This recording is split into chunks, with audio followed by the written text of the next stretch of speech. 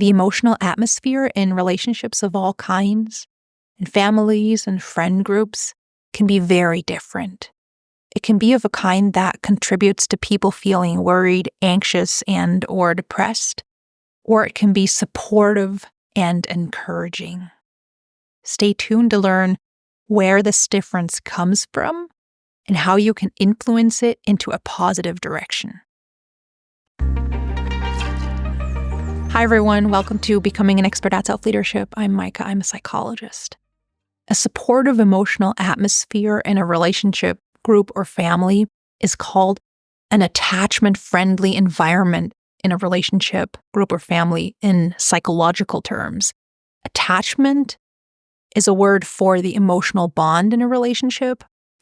And when the emotional atmosphere in a relationship is attachment-friendly, it means that it supports the emotional bond, connection, and closeness in the relationship, group, or family. It also means that all members of the group, family, and relationship feel seen, heard, understood, valued, and appreciated.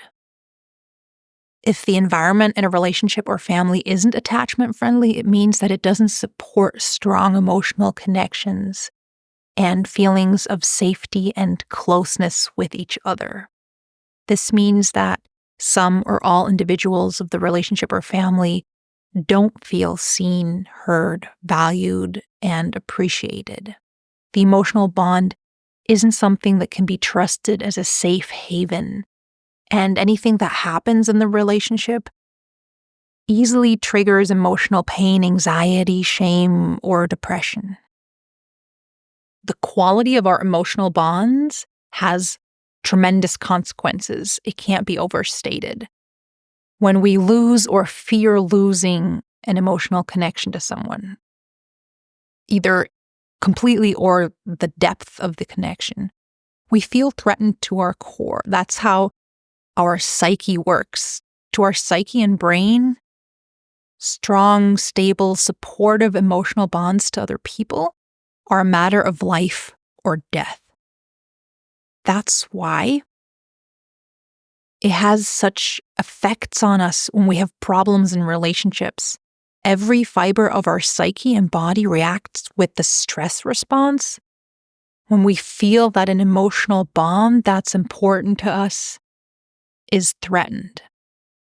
And once our stress response is activated, the functioning of our prefrontal cortex is limited, and that's the area of our brain we need to solve problems, think clearly, and detach from unhelpful impulses.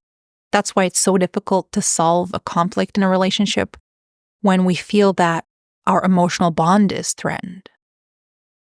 Threatened emotional bond is also why disagreements about small things can turn into big fights. It's because the disagreement that is talked about is only on the surface of the conflict. Beneath the surface, the conflict is about attachment. It's about wanting to know that you matter to the other person. It's about wanting to be seen, valued, and heard.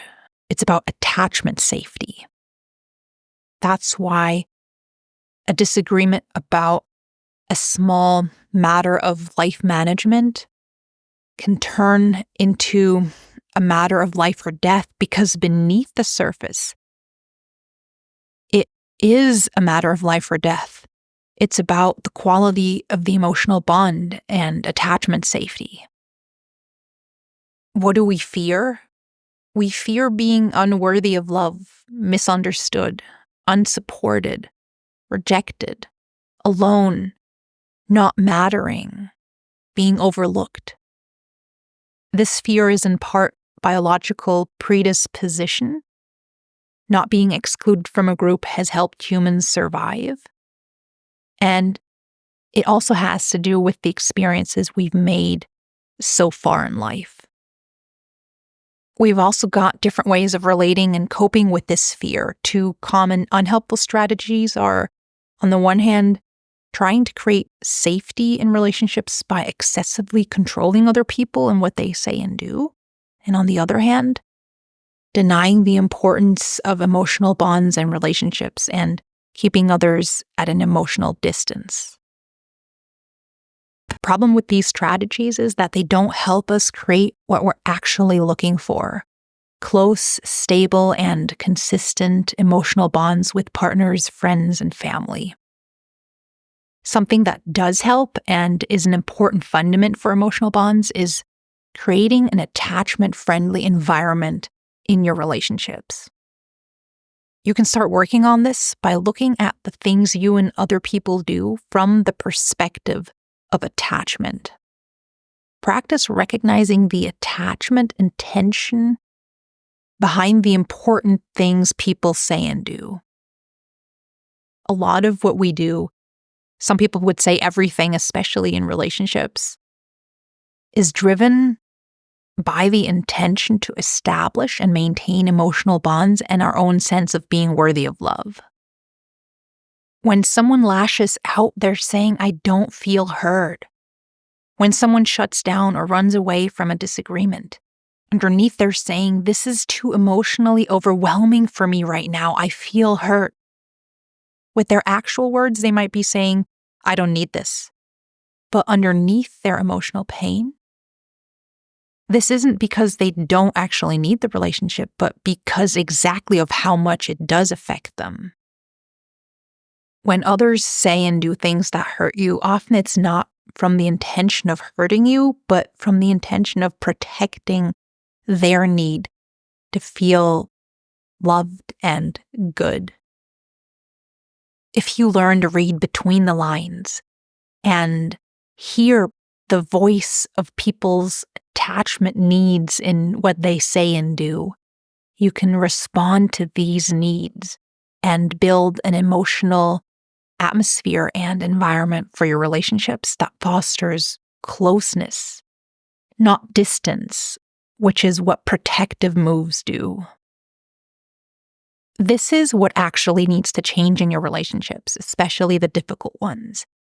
Not the other person, but the attachment environment. And sure, it's powerful when two people come together to work on this. But even if that doesn't happen, you can drastically change the weather in your relationships by focusing on changing your own words and actions. Of course, you probably want the other person to join you. That's understandable and not a problem. But you can't force this kind of change on anyone. It is likely, though, that your change will be contagious and interesting to the other person, at least unconsciously.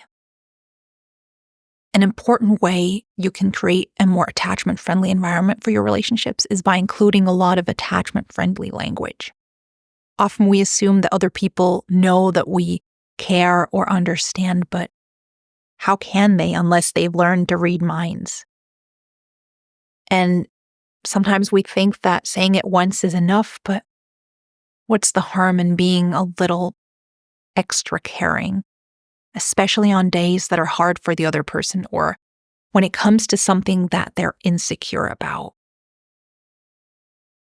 How generous we can be with our attachment-friendly language has to do with how we relate to it. If we can see it as something that is fun to exchange, it's easy to integrate it into every interaction. Attachment-friendly language is anything you say that makes the other person feel seen, heard, understood, and validated. It's the, "That's understandable. That makes sense to me. I love you. I'm grateful for you in my life. I enjoyed our time together. I look forward to seeing you. What you need, want, and think is important to me. Your perspective matters to me. You matter to me.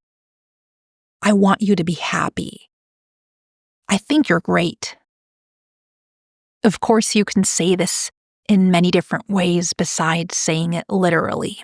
The goal for the relationship and or family is for the individuals to feel seen in their fundamental worth and to feel emotionally safe with each other. An attachment-friendly environment is an emotional atmosphere in which the people that are involved see each other as a team, not as enemies or competitors. It's an atmosphere that exudes the message, we belong together, and our belonging is so strong that there's room for individuality and disagreement. You can voice disagreement. You can be an individual. Nothing will change the fact that you belong to us and that we'll have your back and that we value and see you as who you are. In attachment-unfriendly environments, individuals are quick to jump to feeling excluded, unseen, and unappreciated. And that makes it hard to establish and maintain emotional closeness. From the nourishing soil of an attachment-friendly atmosphere, however, it's easy to maintain emotional closeness, to have reparative conversations, and move through conflict. It takes an attitude of caring for relationships in an overarching way throughout many individual interactions, moments, and situations. And that doesn't always have to mean more quantity. It doesn't always have to mean that it'll cost you more time and energy. It's more about what exactly it is you do and don't do than about how much you do. A relationship in an attachment-friendly environment will cost you way less time and energy. It'll be invigorating for both of you. It'll also take time to create this kind of a relationship. It takes time for our nervous system to adapt to the change. The reward is worth it, though, feeling emotionally close to and safe with each other. Thanks for watching. I hope this was helpful. Till next time, take care. And remember, it's not enough to apply one communication tool once to create a deep, secure, emotional bond. That takes consistency and repeated acts of caring for one another's attachment needs.